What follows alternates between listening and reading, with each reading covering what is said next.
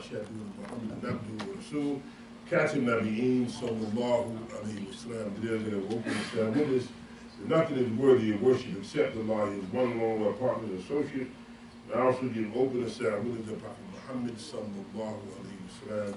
It's his slave servant, messenger, and seal of the Prophet's peace be upon the Prophet, upon his descendants, upon his companions, upon the righteous throughout the world, and peace be unto you. Assalamu alaikum. Ramadan Mubarak. Alhamdulillah Rabbil Alameen. All the praise due to Allah. We're forever thankful to Allah, highly glorified is He, for once again allowing us to unite for Salat al-Jumu'ah, by which we come to seek His aid, to seek His guidance, and to pray for His mercy. You know, Muhammad the Prophet sallallahu alaihi wasallam teaches us that this month of Ramadan begins with mercy. But when we give this greeting of Ramadan Mubarak, when we give the greeting of Assalamu alaikum, it's very important for us to understand what is being said. And that is what we're striving for in this month. Real intense struggle for peace, internal peace, peace within yourself, because that's what happened in the world, troubled souls. And Ramadan gives us the opportunity to become more aware of the need for peace. You look, I just read, saw the news, another shooting of schools. You see Shaitan is still operating, although we understand that our job, our mission in this month of fasting is to contain the urges, the urge to be destructive, the urge to be an enemy to yourself. So we strive hard in this month specifically to be a better human being.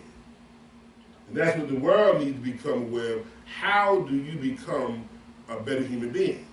And people are always looking for ways to get better, but what methodology are you following? What path are you on? What school are you attending? What ideology are you subscribing to that you believe would help you to be a better human being? So we give this greeting of Assalamu alaikum, we're reminded of our obligation to work for peace. Upon you is the obligation to establish peace first in yourself, and then you work to establish peace in the world. So we give the greeting of Assalamu alaikum, and you say Ramadan Mubarak. In this month specifically, when we give this greeting of, here's the blessings from Allah. Because Muhammad the Prophet said that this is a blessed month, a month that's filled with blessings. So we remind each other of the blessings that will flow into our lives as we strive hard to strengthen the bond with Allah, highly glorified as He. There's a verse in the Quran where Allah says He first addresses the human being.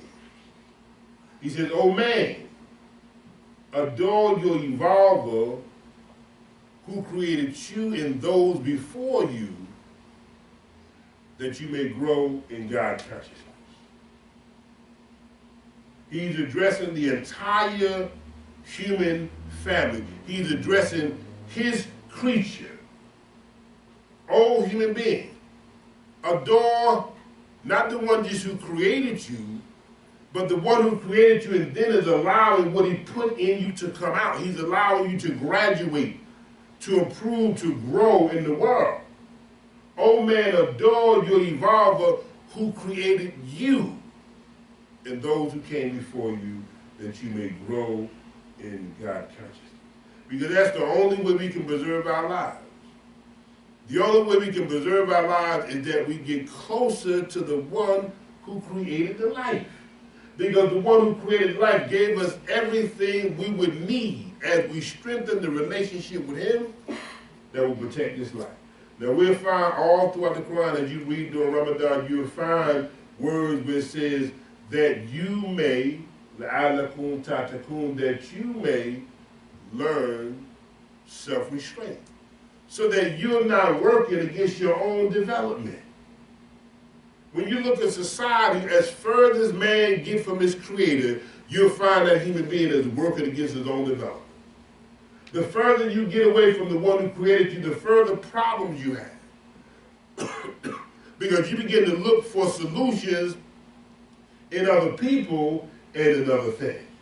So as we begin to strengthen the bond, we become aware of la'alakum tatakun, that we have the possibility of becoming conscious of Allah. And as we become conscious of Him, that consciousness protects our lives. That's what taqwa is. Taqwa is the means for self-preservation. In fact, it has been said that the first law of nature is self-preservation. Naturally, everything in creation works to preserve itself. You look at the animal world. If you go up on an animal, there's all kinds of mechanisms. Possums, skunks, give out an odor. Porcupines allow his I don't know what you call them, the little spikes come out. You can't touch it. See, everything in creation works to preserve itself.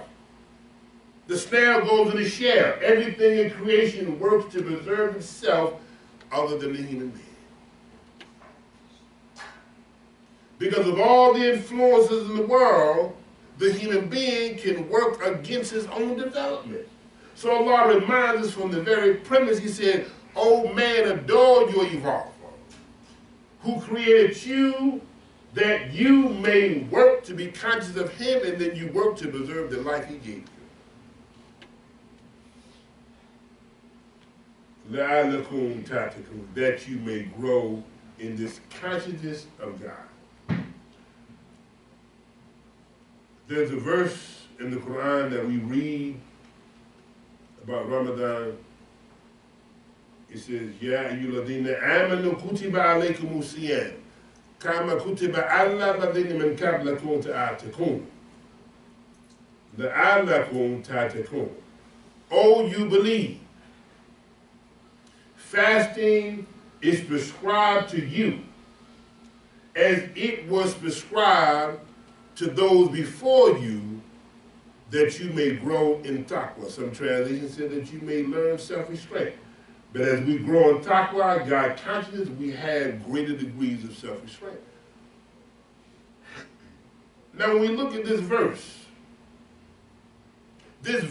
begins with a powerful directive. It is specifically speaking to a specific group of people. Ya ayyuhalladhina amanu, O you who believe.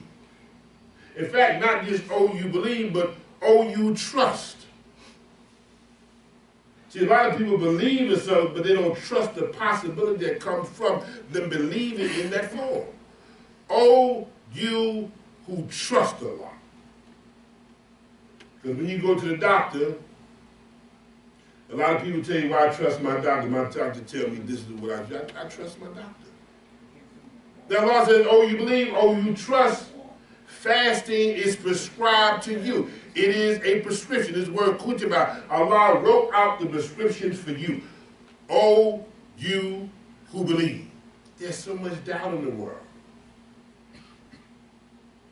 People doubt so much.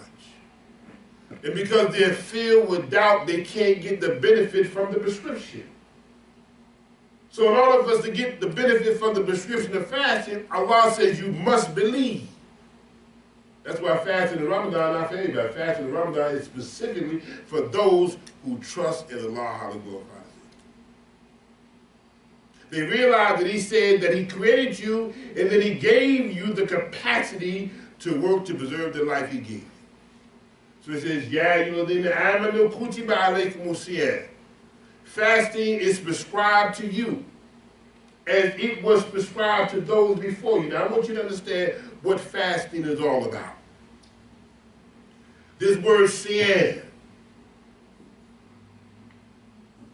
this word fasting is much richer than the ideal of you saying, "I'm not eating, I'm not engaged in a relationship, I'm not drinking." This word fasting, siyam, means to stop. And that's one of the major problems for human beings, is they have not yet developed the capacity to stop. You know why there's so much obesity in the world? Because people just have not developed the will to stop consuming. And they're consumed so much that obesity begins to now work against their own being. I said from the very beginning that the ideal is tatakum, is that you become aware of your capacity to preserve your life. And if you don't know how to stop, then you just consume and you just take in, you just give into habits that work against you, because your life is a reflection of your habits. And during this month of Ramadan, we work to develop healthy habits that lead to a healthy lifestyle. Bad habits lead to a destructive lifestyle. That's why Allah said you have to learn how to stop. And if you don't know how to stop, then your constant going is going to work against you. A good friend of mine, and many of you heard his song, he made a very powerful, he wrote a very powerful song. I'll give you a few parts of the lyrics. And in the parts of the song, he clearly said, I only stop so we can start all over again. And that's what Ramadan does for us. Ramadan allows us to stop doing those things we've done throughout the year that was working against us, so we can start our lives all over again, because the end is new life. The end of following the prescription for 29 to 30 days is new life. That's what the whole Eid is. Eid is about celebrating new life. We transform our life by reading this Quran and stopping those things that interfere with the natural progression of life. That's why Muhammad, the Prophet, peace be upon him, said that the human being is born on the fitra. They're born on the natural course. And because of the influence of shaitan and the influences in the outside world, begin to move you from the natural path, you begin to live unnatural ways. All you have to do is look in the world today. Almost everything is socially accepted.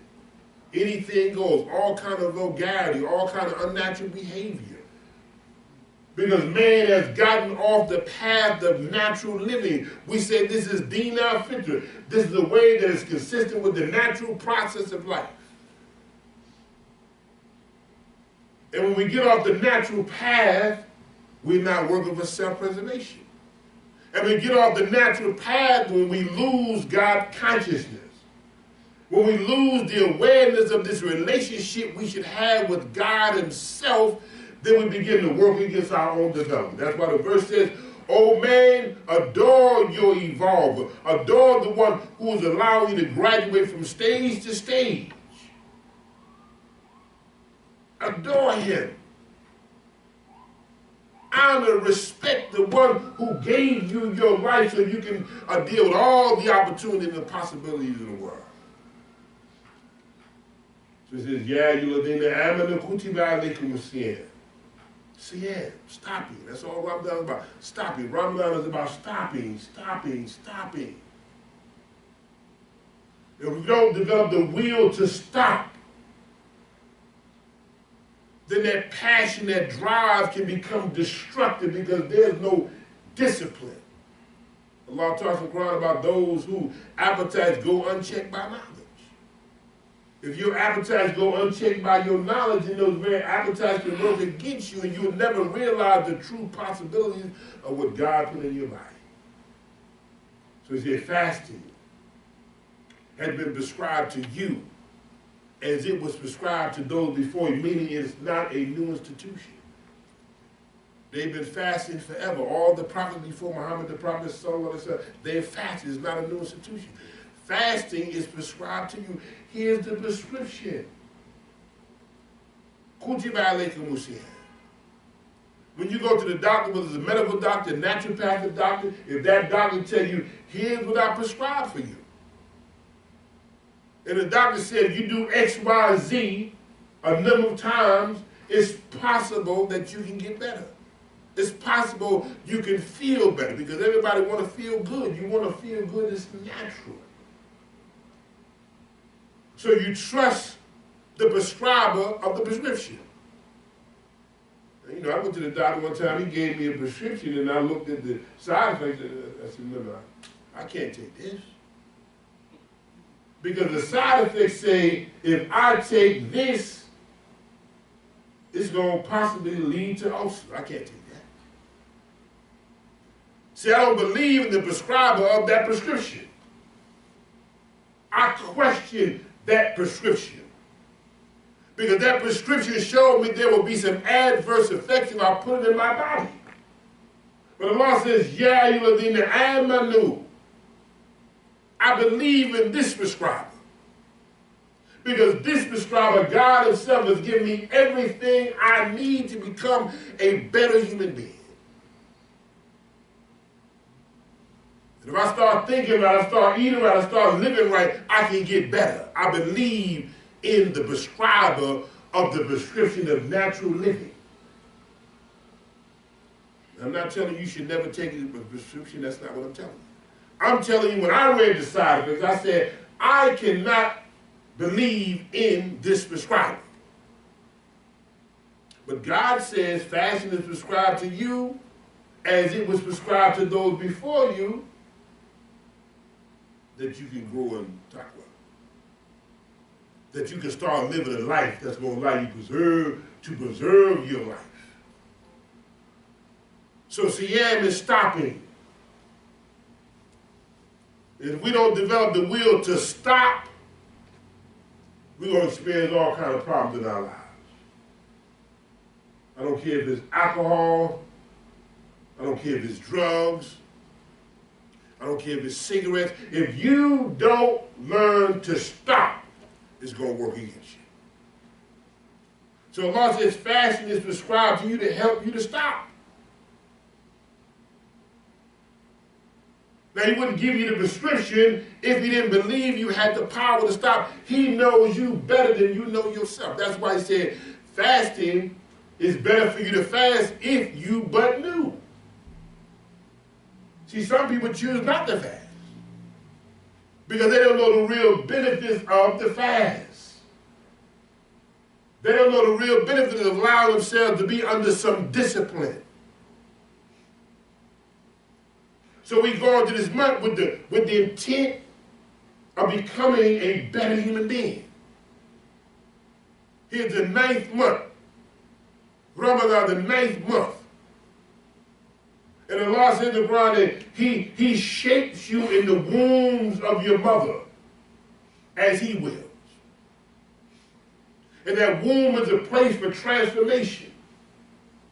Ramadan is a place and time for transformation when life evolves into a higher spiritual level. Energy goes down, higher spiritual expression. The expression of love, the expression of care, the expression of empathy, the expression of forgiveness. All of these spiritual principles help you and I to become better human beings as our lives are taking form in this womb called Ramadan. So he said, and he shapes you in the womb as he wills. So we come into this month with the intent of becoming better human beings as we strengthen the relationship with Allah.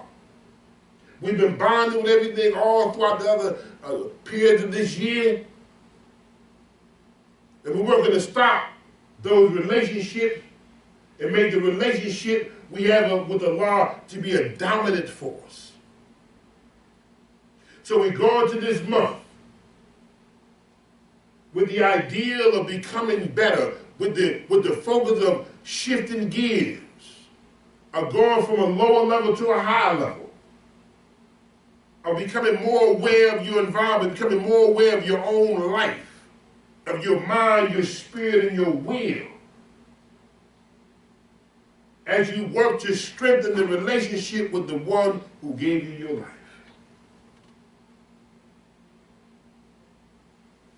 So we go into this month with the desire of becoming better. Prophet Muhammad sallallahu alaihi wasallam understood there was something going on with his life. He saw the troubles in the world. He saw the troubles, the degradation of life, indecency, war, famine, poverty, saw the worst of the human being. And that dissatisfaction moved him to a place where he can call on the highest force in the creation to touch his soul. And Muhammad the Prophet, peace be upon him, he went into the cave. When he went into the mountain, he went into the cave. It was there that he became aware of an experience. When Jibril visited him and the process of revelation began, that became somewhat aware of his purpose in life. He became aware here's an assignment, here's a life-altering experience. And we have these life-altering experiences that can turn our lives in a different direction. And when he went into that cave, and he had this experience and the process of revelation began, he went in as one way. He went in as Muhammad, who was the son of Abdullah.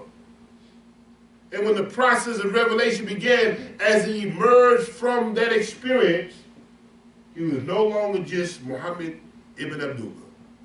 He was now Muhammad Rasulullah. He became aware of his assignment. He inquired to those who knew more than him. He told them about his experience. I had this life-altering experience that shook me. I don't understand what happened. Could you tell me what this means? Told his wife, told his uncle, they said, God, you're a good man. Allah would do nothing to harm you. And his wife, uncle told him that you are the messenger of Allah. He went into the cave and had this life-altering experience. And when he emerged from that cave, he is now having a new identity. He realized his assignment in life is to deliver the message to the world that freedom is what you must experience. He went in as Muhammad ibn Abdullah. You go into Ramadan one way.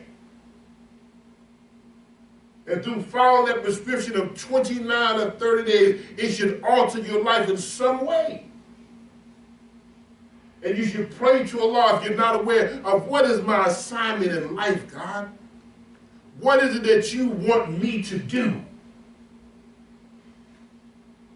Just like he gave Muhammad an assignment, he gave the sun an assignment, he gave the moon an assignment. Know that Allah gave you an assignment that you have to function and operate on this planet called Earth.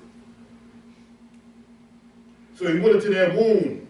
He went into that cave. He said, Allah said, and he shapes you in the wombs of your mother as he wills. Allah is shaping us right now in this womb called Ramadan.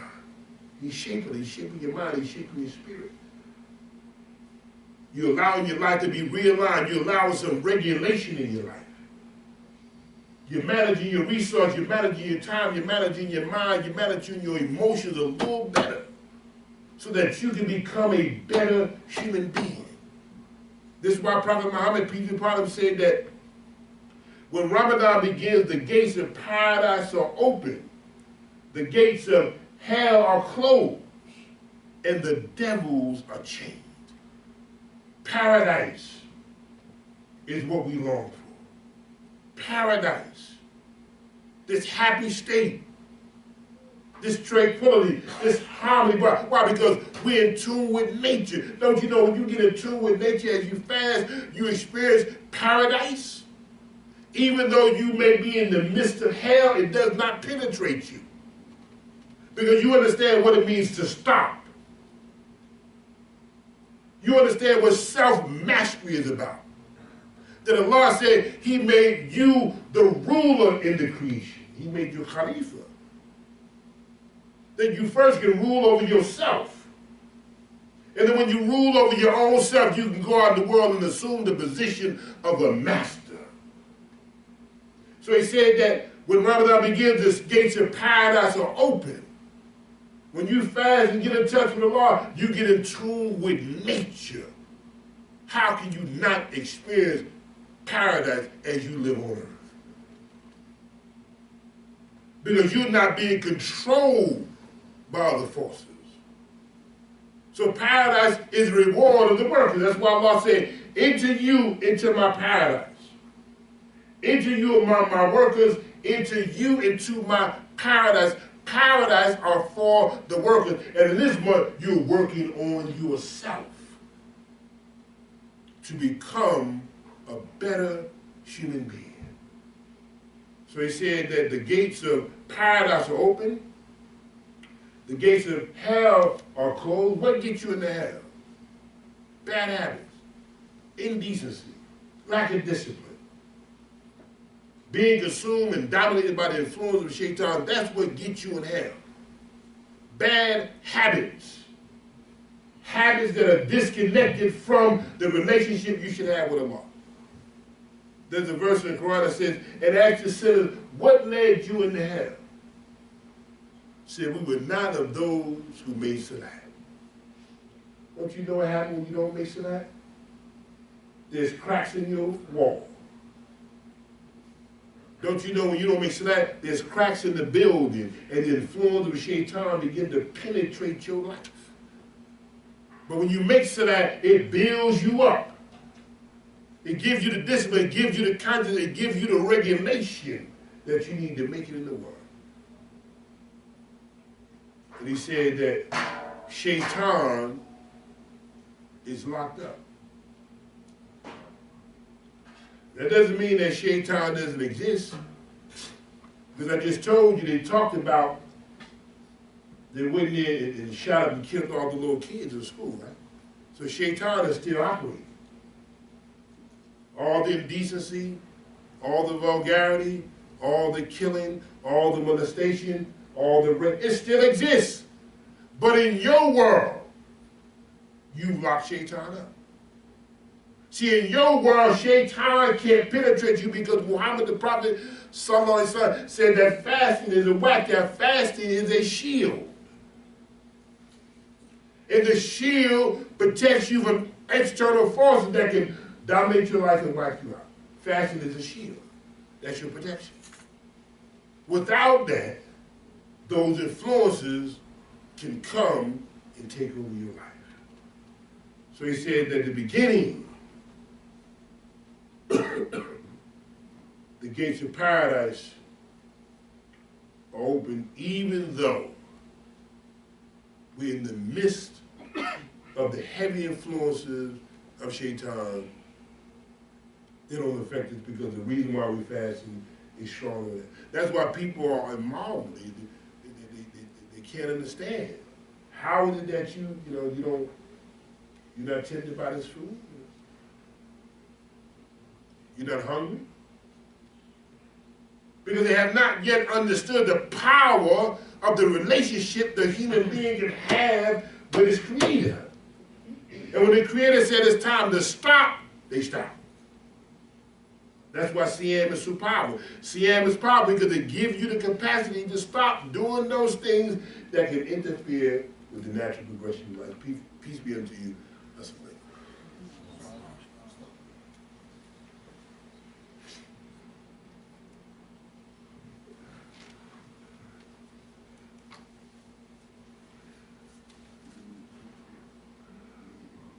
Assalamu Prophet Muhammad ﷺ said that Ramadan is the month of endurance, and the reward of endurance is paradise. It is the month whose beginning is mercy, whose middle is forgiveness, and whose end is freedom from hellfire. Said that this is the month of endurance, and the reward of endurance is paradise. We're enduring some things. We're denying our things so we can get better. We're going through challenges because for some people it's very, very difficult. But if you hold on, Allah said your reward is paradise. If you hold on, your life can be enriched. It is a month of endurance. And the reward of endurance is pride. See, some human beings, because they have not developed the capacity to say no, to stop, they give in. Now I'm going to say to those who are new to fasting in this month, it's possible for you. As challenging as it may be, it's possible for you. If you put in your mind that you are doing this to seek the pleasure of Allah, it's possible for you.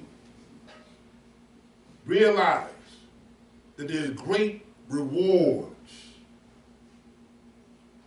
from fasting to get closer to Allah. People they strive to get closer to people, they strive to get closer to things, they strive to have all these kind of experiences. But let me tell you one thing, there's nothing more profound, there's nothing more powerful than you striving to seek the pleasure of God himself. There's no greater experience than you sacrificing, than you enduring, than you holding on for the pleasure of God. That you can realize your strength and power as a human being. See, most people don't even know their strength and power as a human being. They're always going instead of stopping. See, it's easy to go, but it takes power to stop. Because everybody is going. You look at the world, everybody's moving, everybody on a cell phone, everybody on a video, everybody is moving, going. But very few people are stopping. Because it takes great strength to stop. And it takes great strength to do those things which are not popular in an environment. See, to stop engaging in what everybody's engaging in is not popular. But fasting is so personal. And the reason why fasting is so personal is because literally no one knows you're fasting but you and Allah. That's why of all these pillars, this is a very, very personal experience. That's why Allah said, fasting is for me. No one knows you fasting.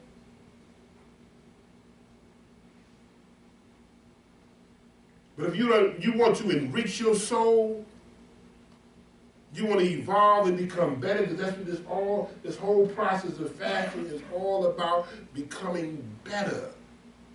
A better human being. But in order for us to be better, we can't be disconnected from the one who gave us our life. And I want to just encourage you, as you eat, this is one of the things we have to work on. We want to work on eating better. I've never in my life seen so many advertisements for hospitals. I've never in my life seen so many advertisements for medication. And then the side effects of the medication is suicidal thoughts. I've never seen so many ads for nursing homes. See, there's something happening that people are getting sicker and sicker and sicker. People falling on bad times medically. Because they're moving from the natural process of living. And their lives are being filled with so many additives. All these additives. All these chemicals, which are then having an adverse effect on your body, moving you from the natural process of living. You turn on the television, there's an ad for a hospital. Turn on the television, there's an ad for a medication. But if we start eating better, and even when you break your fast, don't try to catch up from early in the day. In fact, Muhammad the Prophet, peace and power, said that a third of your body, a third should be for eating, a third should be for drinking, and a third should be for air. You should never want to eat when now you can't move. See, that's someone who said, I don't see myself stopping. Gluttony. We shouldn't be engaged in gluttony. We shouldn't be engaged in that kind of extreme. When you engage in that kind of extreme, it's going to work, it's going to have adverse effects on your body, adverse effects on your life. That's why we give the verse constantly. Allah said, O man, eat of the lawful and good things of the earth, and follow not the footsteps of the devil, for he is a clear enemy to you. Allah shows us a relationship with the devil and food. Because that's how Shaitan works on you, through your appetite. And people are addicted to food and they wonder why they feel horrible. And much of the food you eat, that's why the verse said, eat of the lawful and good. Halal, but then they got to be good. It's not pork, but it got to be good. It got to be wholesome. It can't be spoiled. It has to be of the highest level for human consumption. Why? Because you've heard before that you are what you eat. Whatever you internalize becomes your cell and make up your body. That makes up who you are. So Allah shows us a relationship with food and the devil. He said, for Shaitan is a clear enemy to you. He said, follow not the footsteps of the devil. So if you follow the devil going to take you from the course of natural living. And everything about this month is getting in accordance with natural living. So be conscious of what you eat. Be conscious of what you put into your body, because what you put in your body is going to shape you. You're going to become a reflection of what you put in your body. So Muhammad the Prophet, peace be upon him, said that a third is for the food, a third is for the liquid, and a third is for the air. There's movement in your system. You shouldn't eat now. You like this, you can't move. That's why people feel I gotta get some coffee to lift me up. If you start eating more in tune with nature, you'll see that you need to eat less, because you're getting more of the nutrients from the natural food that comes out of earth. See, most people right now, they're eating made food rather than grown food. You know what made food? Box, cans, made, manufactured in the laboratory. Made food than they are grown food. Food that comes out the earth. That's why Allah talks about the garden. He talks about the garden. He talks about the garlic. He talks about the lentils. You talk about the herbs. You talk about the vegetation. You talk about the fruits. You talk about the date, pomegranate. It's more of that in the Quran than anything else. Because that's what you need to dominate your system with. When you dominate your system with those kind of foods, we're going to have healthy living. We're going to feel better. We're going to think better. We're going to have more energy. And, inshallah, we have longevity. So Allah says in closing, وَاتَّقُوا اللَّهَ لَعَلَّكُمْ تُفْلِحُونَ. وَاتَّقُوا اللَّهَ لَعَلَّكُمْ تُفْلِحُونَ. And be conscious of Allah that you may prosper. That's what Allah wants for us. Allah wants us to prosper. Allah wants us to realize all of the opportunity and the possibility He placed before us. Prosper, thrive, flourish, so He can give more. Said Muhammad the Prophet, peace be upon him, was generous, but he was most generous during Ramadan. Give. If we're thriving, if we're prospering, if we're putting the work in, we have more to give. So this is a very, very spiritual experience. The love, the charity, the sacrifice, the empathy, the feeling for other human beings, feeling for the less fortunate. Allah said, and be conscious of Him that you can prosper. We can't effectively serve Allah living lives stricken by poverty. We should be dissatisfied with poverty. Consciousness of Allah said that we should prosper. We got to put work in. See, most people are not willing to put work in. This word for that prosperity is for the farmer who goes out there and till the soil. The fellow, he goes out there, prepares the soil to receive the seed so the seed can give off the life and it can contribute to life. That's what Ramadan is about, fasting in Ramadan. burning off hate, burning off envy, burning off jealousy, burning off doubt, burning off this inferiority complex so you can prosper. Allah said He made you great, He made you dignified, He made you honorable. So as we fast in this month, we're going through the system of burning off pettiness, burning off arrogance, burning off feeling that we're less than anybody else because they have the same time, the same possibility that you have. Allah says, and be conscious of Him that you may prosper. And don't start comparing yourself to other people. You just have to go to work on what you have. And if you believe in the one who gave you the life, and you have been influenced by these average kind of thinkers who make you question your possibilities, you'll never thrive in the world. وَاتَّقُوا اللَّهَ لَعَلَّكُمْ تُفْلِحُونَ. And be conscious of Allah that you may prosper. And let us work hard to just develop the capacity to stop. And allow that to go on after Ramadan, so we're not a slave to anyone or to anything. وَاتَّقُوا اللَّهَ لَعَلَّكُمْ تُفْلِحُونَ. Peace be unto you. Assalamu alaikum.